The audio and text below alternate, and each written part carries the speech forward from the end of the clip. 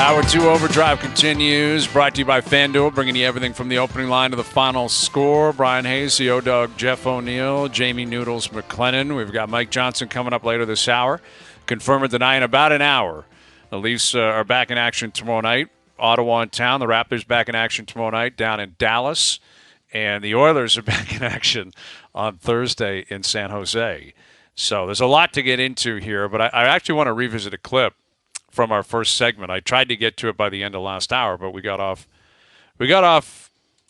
the path because of the picture of me last night on FaceTime, which is fitting because I kind of got caught up in the moment and a little bit confused, and I lost track of time. And that's basically how I looked in that picture, if you know what I'm driving at.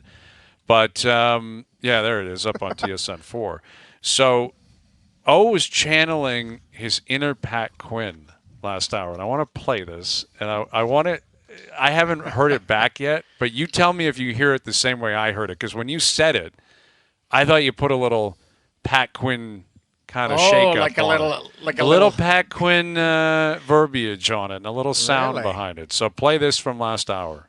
Dipsy doos and diddly dees.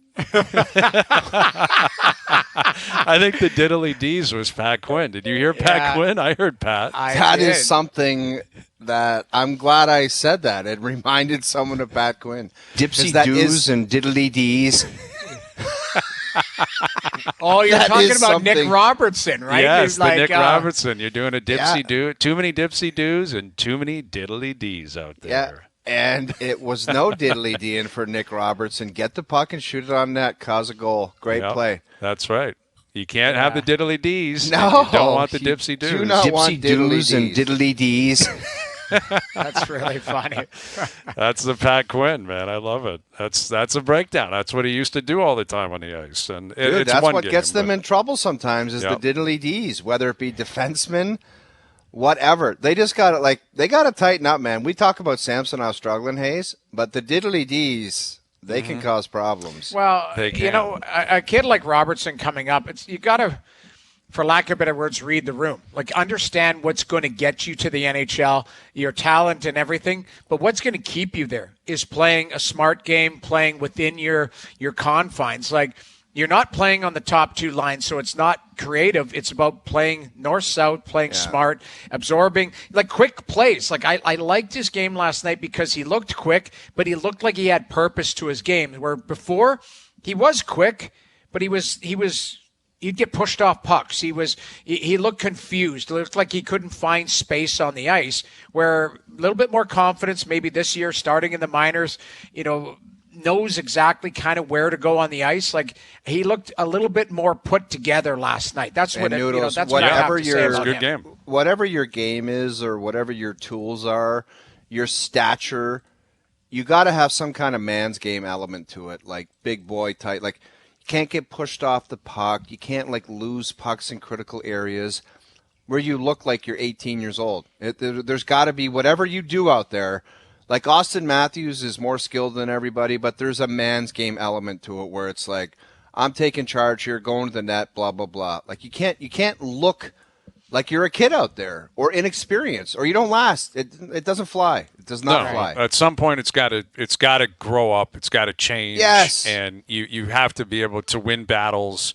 You have to be able to check. You have to be able to protect the puck. I mean, that's part of being a pro hockey player. And it's one game, but I thought Robertson looked good. I thought Domi looked as comfortable as he's looked. Yeah. And, Matthew Knies, I think Matthews was the story because he pots 2 again last night. Marner has 4 points. But I think Knies, who had 3 points, I believe, last night, he factored into the game. You talk about having a big boy game. That's a big assignment for a young guy. And I think we've lost sight of the fact that he qualifies as a rookie. He's, 20 years old? This is a young player who is lacking experience in the NHL. There's going to be ups and downs.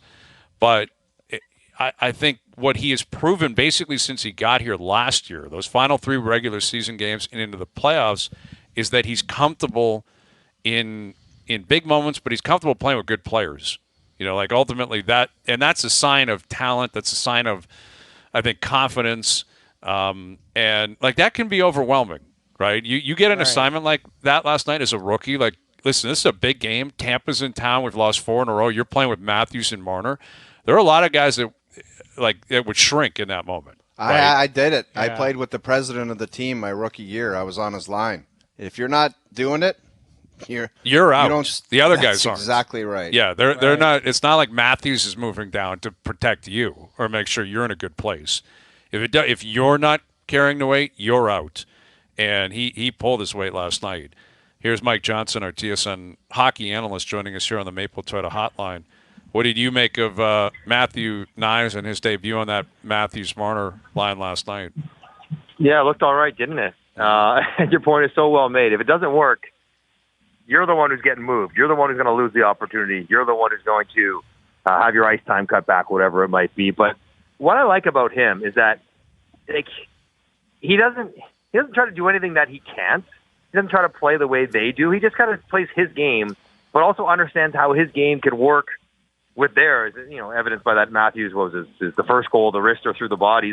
He's not out there trying to go to the high slot, say feed me for one time. He's like, no, I'll just take 2 defenders, have them pay attention to me, and you guys make your plays, and I'll just hang here and get out of the way when you shoot it. I think there's a knowledge, a comfort in who he is as a hockey player that lets him just sort of play his game without trying to think he has to do anything extra. And I wonder how much of that stems from him knowing Austin, knowing him before he got here, seeing him in the summer, skating him with Shane Doan, in the ice stand or whatever it's called, guys, the practice rink. When you know someone, it's a lot easier than maybe going in cold and not having a relationship with that person off the ice, let alone try to figure it out on the ice. Johnny, how big a turnaround do you think that was? The sky was falling in the first period. The building was ugly. It was like a mess. And to have that turnaround and to have some positive signs, do you believe in the idea of a game like that can kind of catapult things in a different direction? I believe a game like the first period could have catapulted things in a bad direction. I guess more so than I'm guaranteed that would turn it around. It's going to be, everything rainbows going forward. But, just the energy and the mood, and given what had already sort of transpired recently with the team, had they gone and lost 7-2 and not played well, it would have been even for Toronto standards, really loud about what's going on and how this is going to work, and do they need to make a change in some way, shape, or form. All that quiets down big time. Now they're going to follow up with another good game right away and play well. But I guess I was more worried about the downside had the first period continued for the next 2. Johnny, that's what we were talking about earlier. I said, and I don't think it's a secret, Austin Matthews dragged them out of it where it was heading into a bad situation. Yes, Matthew Knies, Mitch Marner, there were others, but to me it was Matthews that basically kind of put them on their back and then spearheaded the turn. Outside of that, are you still, looking at the numbers, you still concerned about some of the things that popped up again, whether it's defensive coverage, defense, goaltending, without that Matthews. Penalty kill? Well, I know the penalty kill. Oh my God. Yeah. Terrible.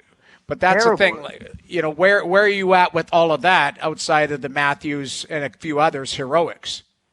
Well, I guess you don't want to start Samsonov against Tampa in the regular season anymore. That's lesson number 1.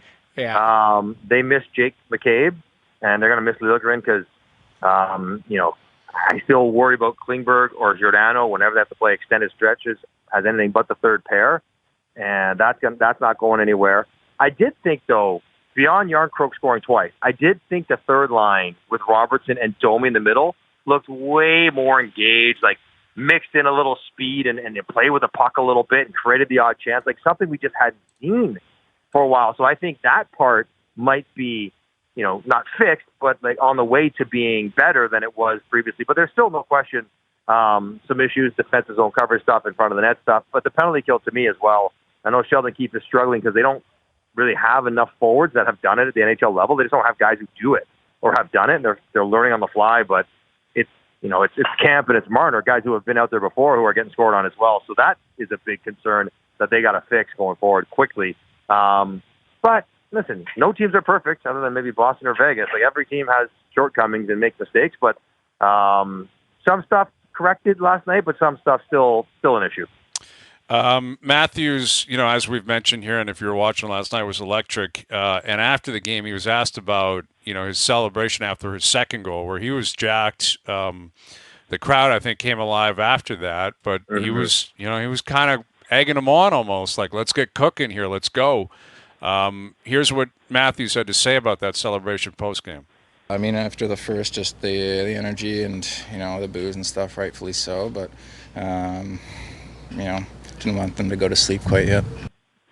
I like that, man. I like that he's like, rightfully so. I'm not going right? there. I'm not That's gonna. Right. That was a polished answer. He didn't say, "What are they booing for? It's ridiculous." Like, Yep. I know the Ottawa market is having some strong reactions to some of their players saying, "Hey, enough with the booing." He said, "Yeah, rightfully so," but also like, "Hey, like, let's a little shot at the crowd. Like, let's go." Listen, we've all been down to the games. We know it's, as far as the rink goes, one of the quieter places to play, even when the team's very good. And him kind of calling that out, but also being the one to ignite them. You can do that when you're as good as he is. You can say that kind of thing, and it'll be more well received than if it was just a player that wasn't as good as he is. But I like it. Listen, I like it. I like guys wanting, that interaction, not being shy about, wanting something from their fans and hoping to get it. So, Johnny, take that down to Ottawa, where Claude Giroux decided to chime in today saying, yeah, we're fed up with it. It's getting old. Ooh. And it's like, the guy's our coach and we like him and he's not going anywhere, so you can stop it. Like, I just don't – I know there's frustration, but I don't understand taking that angle. You're right. And because I get the sentiment, right? Like, I think everyone understands, like, you're sticking up for the coach that's there, and, you don't want guys to be under the scrutiny, under the pressure, his family taking the heat, whatever. But you're kind of antagonizing a market that is already very edgy and already jumping on people. And you know what? And the answer always is, you want them to stop, guess what you need to do? Play Win. better. Yeah, Play you gotta better. win games. Win a game. Like, it's pretty simple. You want them to stop. You have it within you, the players, I mean, not Closure specifically, but the players have it in them to get them to stop. Win some games. Play up to your potential. Don't worry about the fact that you're missing a few defensemen. A lot of teams are injured. You got to be better than you've been.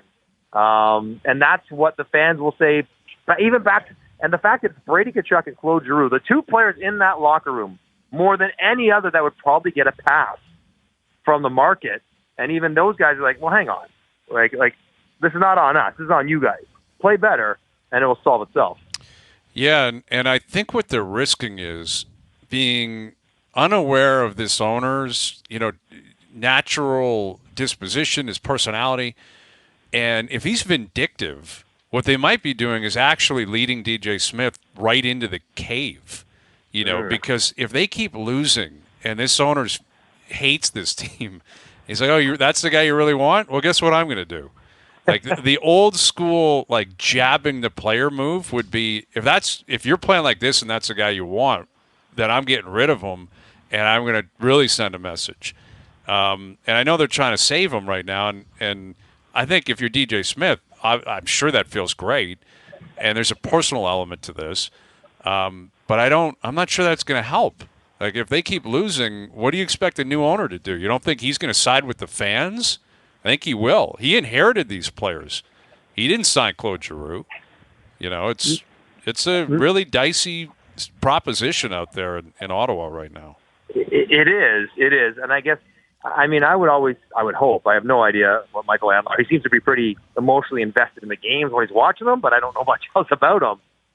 But I don't think you can run your team sort of being reactionary to what the fan sentiment might be, because fans are fans for reasons, and you should have a more maybe poised and nuanced view of things. But I will say this, and Noodles, you're around that team all the time. Yeah. I don't think this owner is going to write off this year. I'm like, oh, well, you know what? Wasn't our year. A lot of bad stuff were happening. We had some injuries. What are we going to do? I don't think so at all. I think if they don't get these, some points in the next 10 days, they have that trip to Sweden where they play 2 games. I don't know what happens around that trip, because he won't just sort of let this one go like it has happened in previous years where November is a nightmare month and they're sort of out of it by the end of it. There will be changes, personnel, coaches, otherwise, before he just sort of concedes on the year.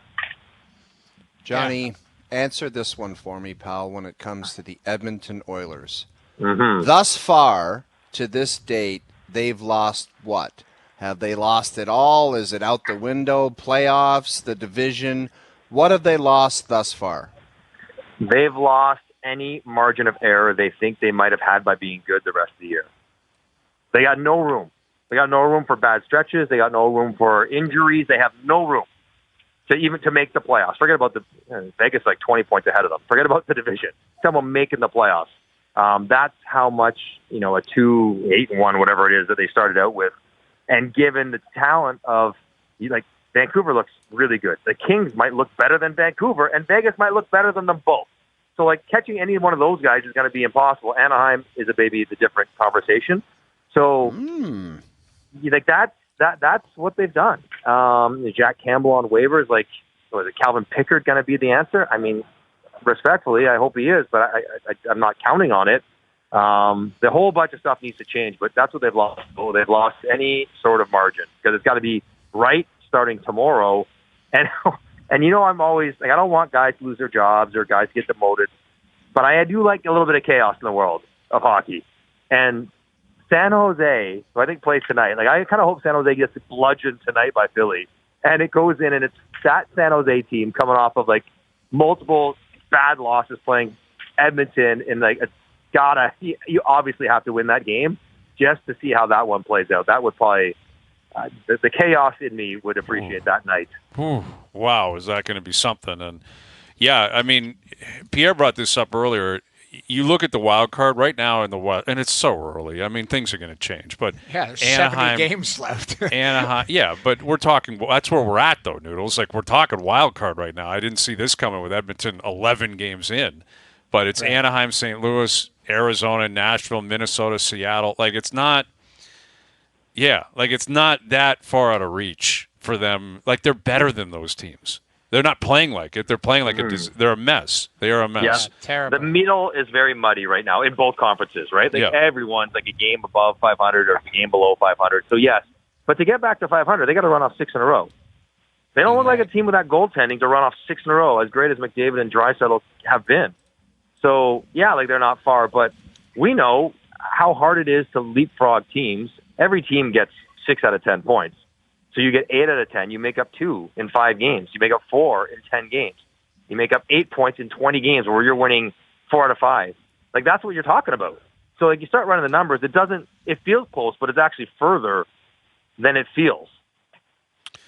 Well, we looked up the FanDuel odds as well of, where they're at and the chances of them still winning the cup and all that. And FanDuel's they're reluctant to sell on this team because they're plus 550 to win the West. Only Colorado, Vegas, and Dallas are ahead of them. That's to come out of the Western Conference. To win the Pacific, they're still only behind Vancouver, LA, Vegas. In other words, ahead of all the other teams. To win the Stanley Cup, they're 8th shortest odds. So does that mean teams are they're not 20? People are buying it. 24, yes. Well, FanDuel's reluctant to give great odds because they're worried they'll turn it around and then all of a sudden you're in big trouble. Right, because they have the potential to run a St. Louis miracle run once. Yeah, I mean, I get that. If they get in the playoffs, they could be scary if it all came together because of what we all thought they were going to be before the season starts. But yeah, I mean. Well, let me ask you this on an individual level. Same, right? The group won't be the same if they get there. If they keep going this, the coach is going to change. Something's going to change. Do you think McDavid has lost his grip on the Hart, on the Art Ross? Oh, yeah. Yeah. I mean, part of the Hart is playing, if you're going to win the Hart on the 17th best team, you got to be miles better. You know what I mean? You got to be miles better than the other guys around you. Is he going to do that over Pettersson or Jack Hughes? I mean, even if he ends up 135 points, which would be crazy good, right? Yeah. But if Jack Hughes has 125 and Jersey has 105 points and they haven't been able to scrape in, given this start, I think, and the nature of voters and the standard with which he has set, yeah, absolutely. I'm taking the field all day long. I don't even care what the odds are. Yeah. I'm taking the field all day long. Yeah. Yeah, I think that's. I think the Hart feels crazy to even think that we're talking about 11 games in. I wouldn't sell him on the Art Ross yet. He could still win that.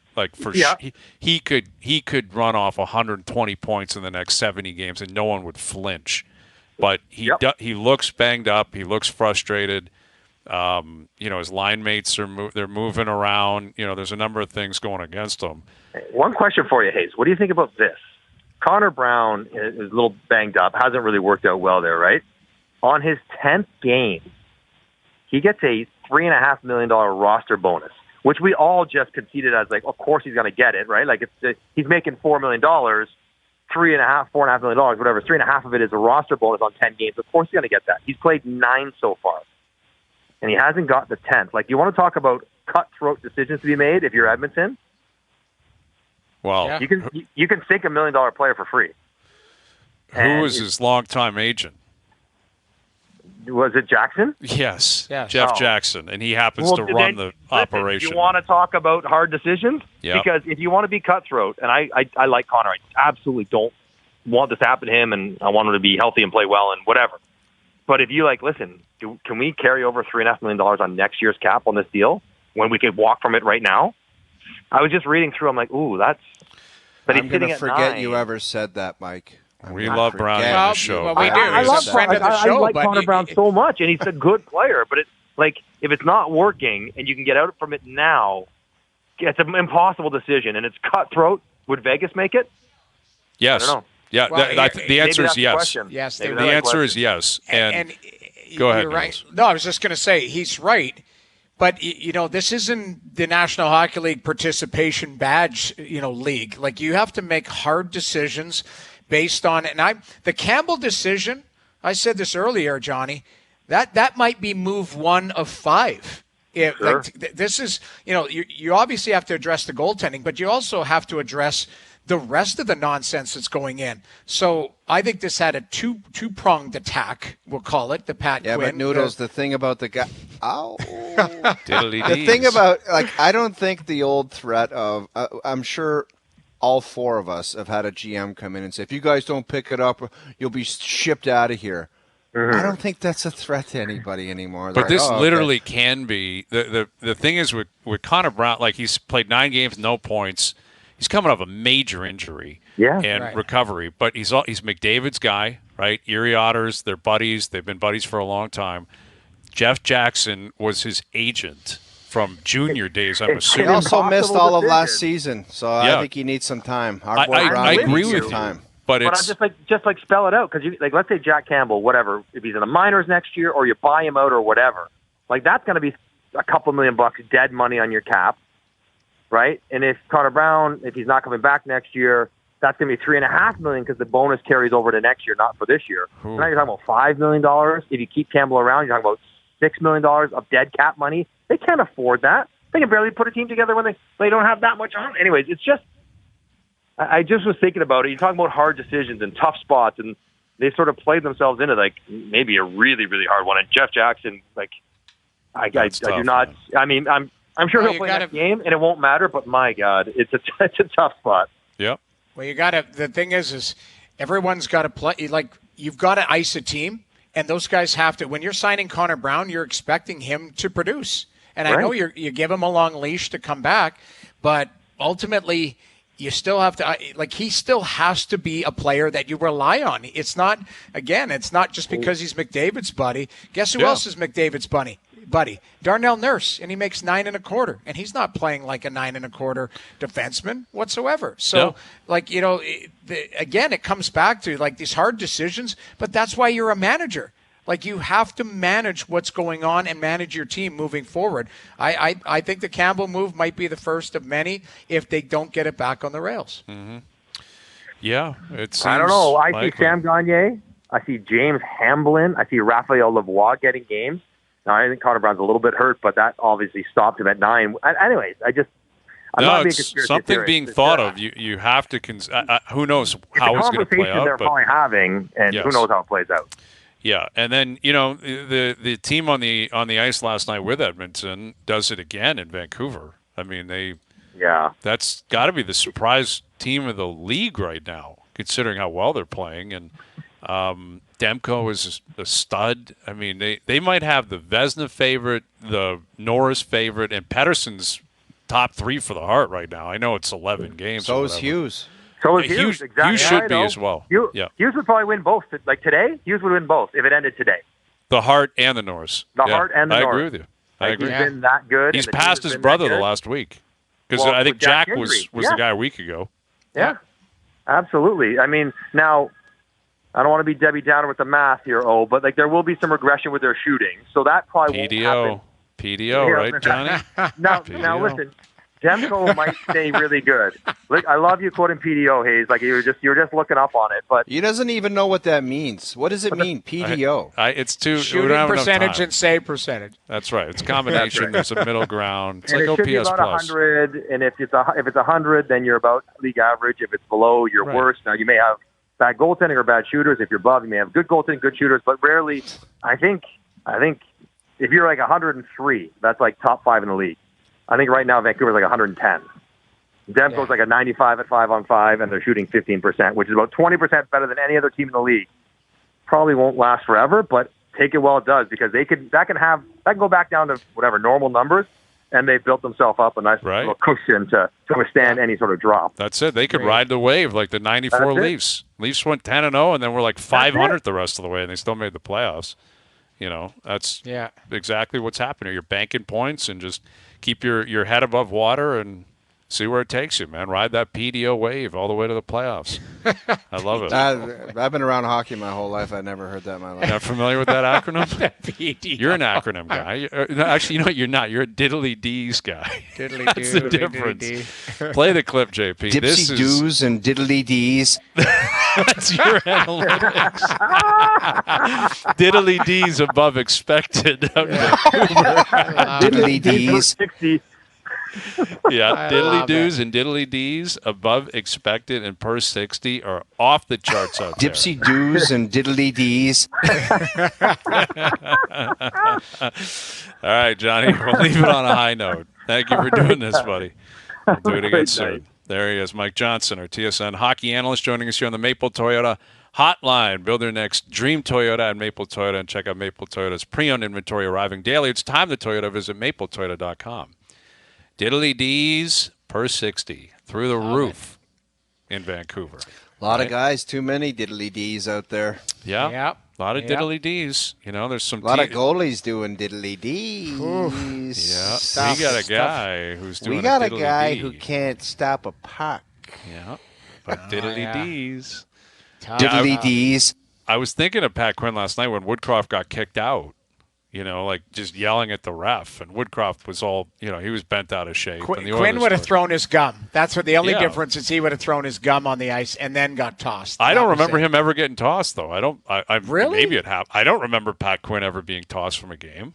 I mean, I don't think the refs would have done that. They had too much respect for him. Like, we're not throwing Pat Quinn out. Like, come on. The best we got a guy is when your boy Brian McCabe with his khaki pants, the video was playing.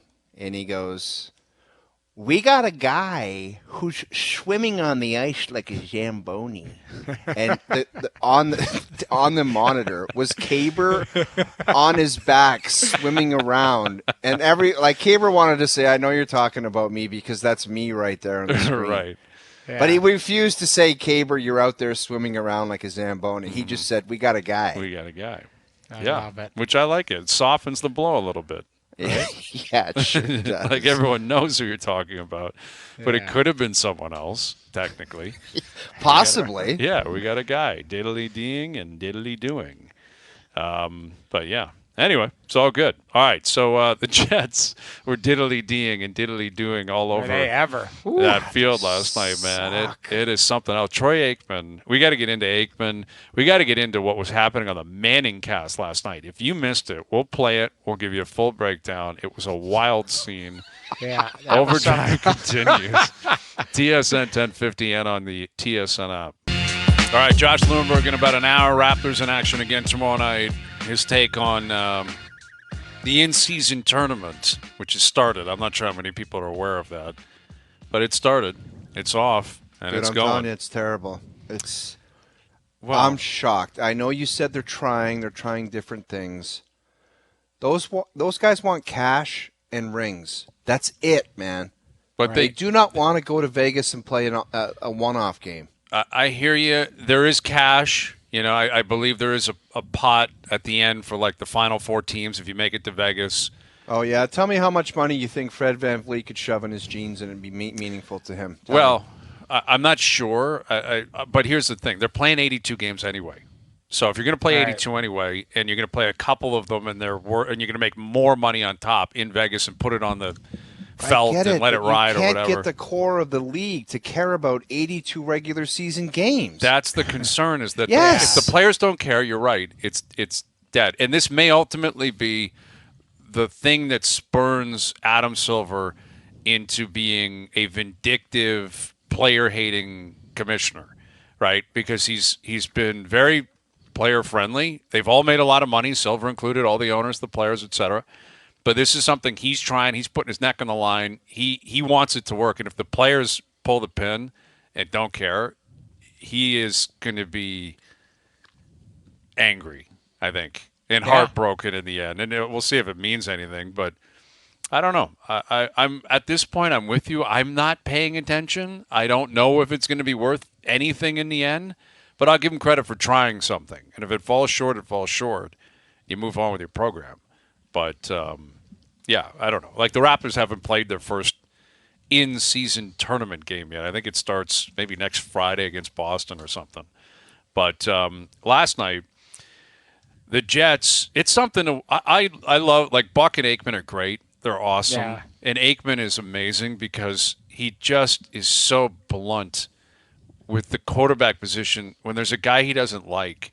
No, he just says stuff like, I don't know what he was thinking there.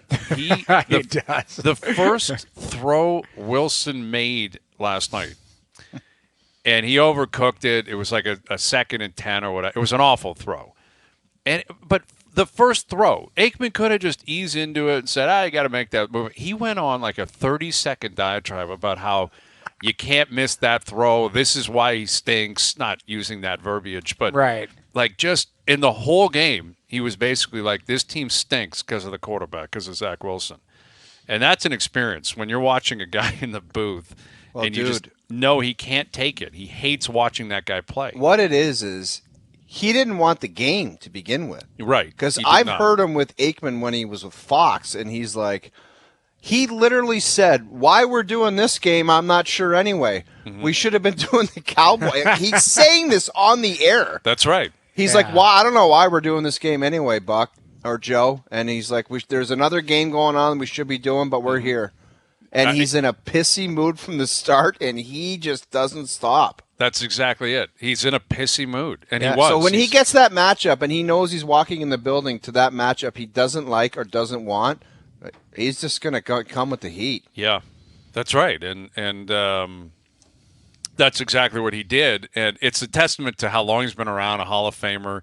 He's been in the booth forever. The guy's probably got $100 million in the bank. He just doesn't care. No. Yeah. You know, he I doesn't literally care. heard him say to Joe Buck, it was either last year or the year before, Joe, I have no idea why we're even down here in town. And it was just like, what? I remember that because they had the option to call it like the Fox 2 team was somewhere else. Yeah. Or Fox had the option to pick up a different game, and he's like, I can't believe we're calling this one right now. I remember that vividly. It was actually insanely blunt. That's like Barkley. Remember Barkley Yeah. on the panel? He's like, I'm not even watching this game. I'm watching that game. Like, Right. it's, these guys don't care. It's so good. When you reach that status, Barkley, Aikman, they're like, this game stinks. Yeah. It's a bad game, and I'm not watching. Meanwhile, you're on the panel trying to break it down. It's so good. Well, when the game stinks, Hayes, like we all been on a panel, what's there to break down if the game sucks? Like, Wow. Well, I had that's, to say that in preseason. I'm like, this game's awful. Mm-hmm. Awful. Yeah. It's 0-0 after the second. It was AHL lineups, and it's like, I got nothing for you, man. It stinks. Yeah, So that's let's tough. talk about something else. yeah. No, and that's natural. And in the panel, you have the ability to have more freedom. You can't do that, though, if you're in the booth. Like Noodles, you've been in the booth. You have to No. call the game. The game's the game. Well, yeah, but if the game stinks, the producer will get in your ear right away. It's like not Story even worth. time. Yeah, it's big picture. You're down. If a team's down 5-1 after the first, you're not breaking down all the things they've done wrong. It's like, okay, big picture. How do they dig out? Is there a young player playing? Like keep in mind, you're on a home broadcast too, so you're not just sitting there kicking them in the junk. You're still trying to be entertaining because Right. people on the couch having a beer, or having food. Sure. They want to hear you talk and talk about their team. And you got to be honest, obviously with respect, but you get into the big picture, you're like, holy smokes, because it's either way. Like, if your team's winning, then go ahead. But if it's ugly, man, it's tough to put lipstick on a pig. You know? Yeah, and that's not a home broadcast last night, so it allows for even more, freedom. I shouldn't say freedom, but criticism or a different approach, because Aikman's just calling the game. He's not calling it for the Jets. He's not calling it for the Chargers. He's just calling the game, and he's also very complimentary, clearly, of guys that, if he loves watching a guy play. Because there's always been guys like that. Like, I remember John Madden used to love Brett Favre. Like, love Favre. When he'd call a Favre game, it was just constant, nonstop. Look at this. Brett's the best. Watch him do this. And as a kid, as a Packer fan, I loved it because I'm like, it's the A-team. Like, it's Madden showing up with Summerall or Michaels or whatever, and he's just going to pump the tires of Brett Favre all night. And, you're seeing that now. Basically, anyone that calls a game with Mahomes – it's just nonstop tire pumping. It's nonstop. He's the greatest. I can't believe it. I think Madden did the dirt on Favre's helmet because that means he's a competitor 100 times. All the time. He'd show his helmet and circle the dirt in the grass. That's a player right there. Watch Brett Favre here. Like he'd go. It's great YouTube content. That's all out there. Madden just every game he called it Favre. He just loved everything that he represented on the field. And, with Aikman, it's the opposite with Zach Wilson. And we saw that. But while that was ongoing, the ManningCast was taking place with Peyton and Eli. And Arnold Schwarzenegger, I guess he's doing the rounds. Does he have a book out? Or goat? What was that? Yeah. Donkey. So there was a live donkey. Let's play it. And there's a live donkey that, for whatever reason, Arnold decided to bring onto his own set because he's FaceTiming in or whatever. But listen to this guy and how he almost sounds like he's got like a relationship with the donkey. Listen to this last night as Arnold Schwarzenegger is being welcomed into the ManningCast on ESPN. Oh, what is that? That donkey looks like you eating, Peyton. It's the same thing. All right, we're going to break. All right, welcome back. Oh, yes. And let's welcome an icon right now, Arnold Schwarzenegger. Did you hear him talking to the donkey? Oh, yes. Like, what is the donkey? I don't know. What's he doing in his office? I should have probably known that. I just saw the clip and I was like flabbergasted by it because I like the ManningCast, but I generally watch the game. Like, admittedly, I'm watching the game. I'm not really – if they got a cool guest or whatever, and viral moments, are big for that show. That's what I can never figure out. Who watches the ManningCast? Everyone says the same thing. It's kind of cool, but I actually watch the game.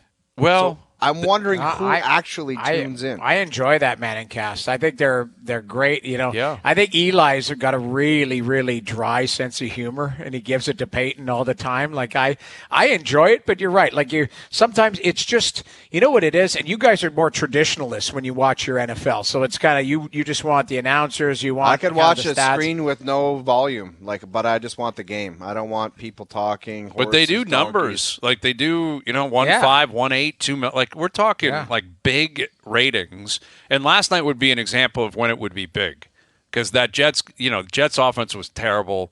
The game was effectively out of hand by the certainly third quarter, if not fourth. That's when you flip over. And I think they had Trevor Lawrence on last night. They have Arnold Schwarzenegger. Like Arnold with a donkey, that's pretty compelling television. I will give him that. And I don't think the Mannings had a clue it was coming. I guess the donkey's name is Lulu. I don't know what was going on, but some of the sounds coming out of the governor there, the Terminator, not the best.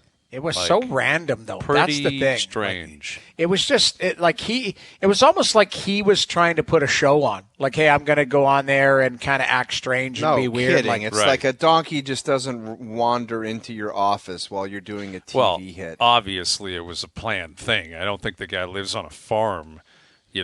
Obviously, for whatever reason, that was the decision they made. And Schwarzenegger, to his credit, I guess, maybe it went viral. It did go viral. We're talking about it, and maybe he's getting the plugs he's looking for.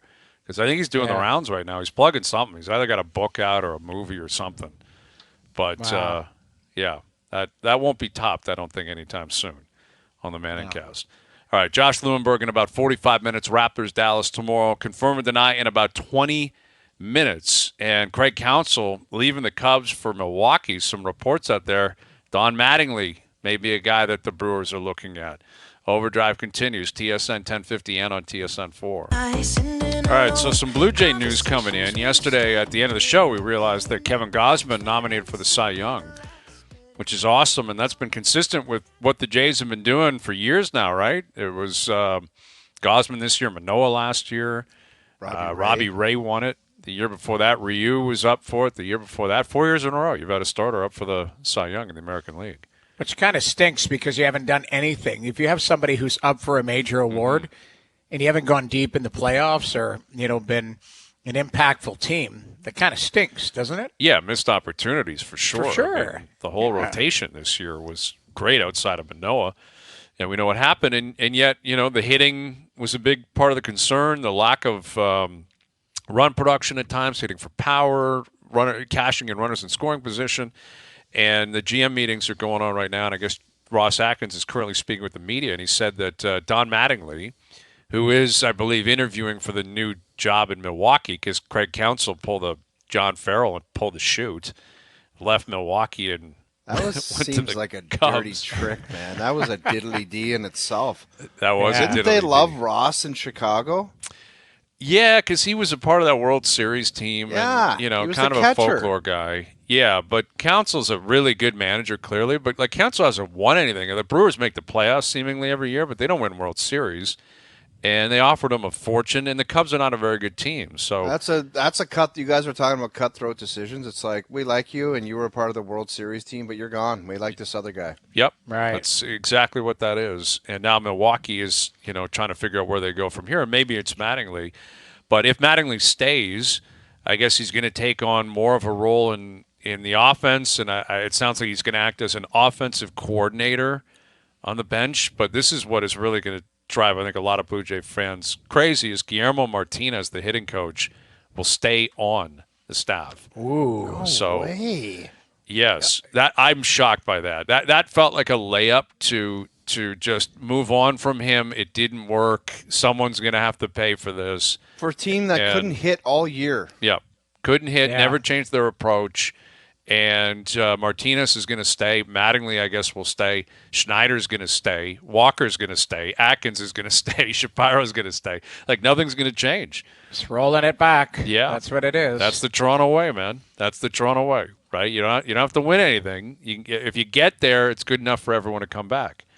And that's what the Jays are doing here. Well, that's the only thing I can think of, is that he went to all of the players and said, do we need a new hitting coach? And they firmly said, absolutely not. Mm-hmm. That's the only thing I can think of. But don't you think, in today's world, we just talked about it, whatever sport, the players might have too much say. You're the manager. You might go, these guys are getting a new hitting coach because what I'm seeing. It's not like you go to the players, and we just talked about Claude Giroux. I know, but and that's Brady the Tkachuk. only that's the only thing I can think of where you're keeping the hitting coach after such a poor hitting season.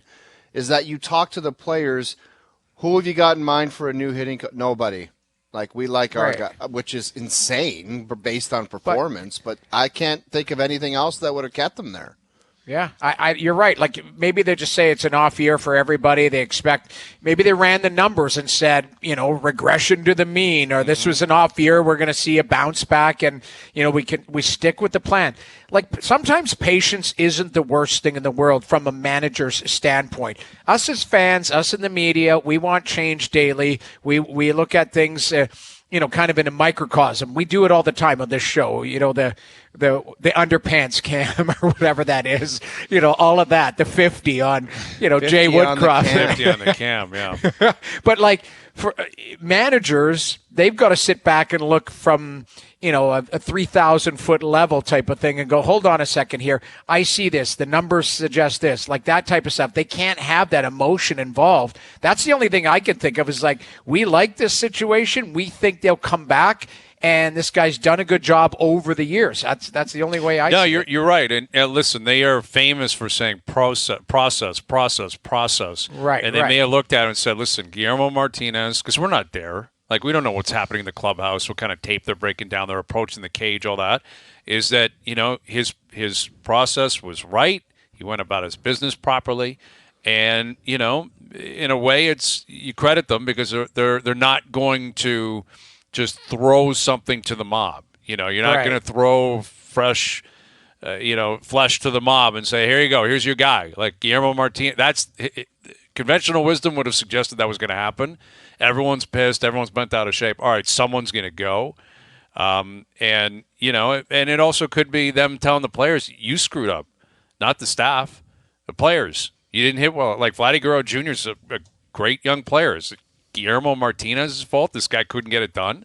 Or Dalton Varsho, or I think it's more likely that they liked the process, they liked his approach, and they want to blame the players. In the past, Brian, maybe there's someone else that would just have a way better approach and a way better vision. Yeah. So why not give it a shot? Well, that's what I think is going to be difficult to explain, is that it's probably going to be a very similar team returning and similar staff and similar everything. That's what it sounds like they're going to do. Shapiro, Atkins, Schneider, Walker, Martinez, Mattingly. Yeah. Okay. Run it all back. Yeah, running it back. And it's, of course there's change. Every year there's change, but more likely peripheral change. Final hour coming up. Josh Lundberg on where the Raptors are at early in their season in Dallas tomorrow night. Confirm with the Knies still to come as well. Overdrive continues. TSN 1050, soon to be up on TSN 2.